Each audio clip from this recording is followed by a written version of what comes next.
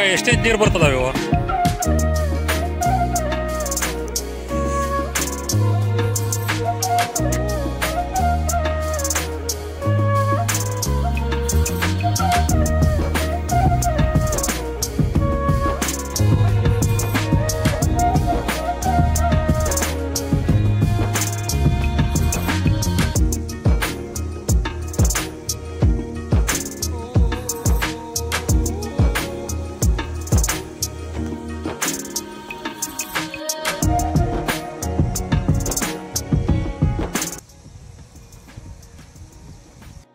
ಸ್ನೇಹಿತರೆ ನಮಸ್ಕಾರ.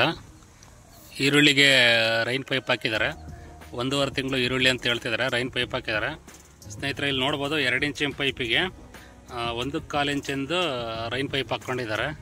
ನೋಡ್ಬೋದು ನೀವು ಹೆಚ್ಚು ಕಮ್ಮಿ 8ರಿಂದ 8 ಇರ್ಬೋದು.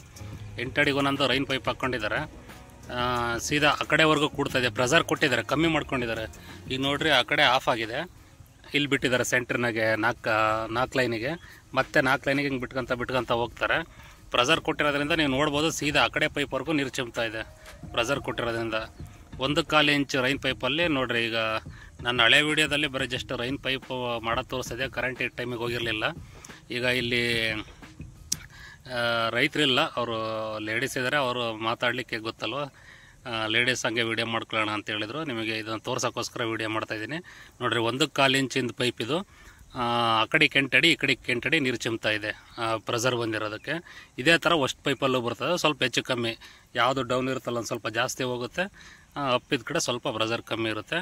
4 ಪೈಪು ಬಿಟ್ಕೊಂಡಿದ್ದಾರೆ. 4 8 ಅಡಿಗೆ ಒಂದೊಂದು ಏನು ರೈನ್ ಪೈಪ್ ಇರುತ್ತವ ಅಲ್ಲಿಗೆ ಬಿಟ್ಕೊಂಡಿದ್ದಾರೆ.